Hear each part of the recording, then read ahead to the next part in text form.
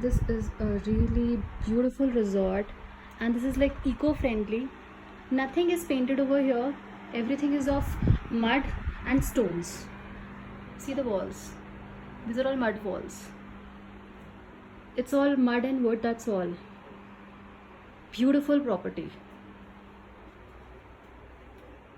I'll show you the property later on. This is the washroom.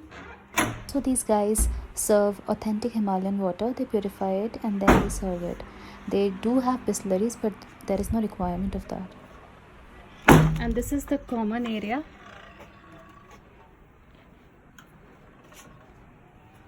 Outside our room. Lovely view. These are all apple trees. Apple farming is going on over here.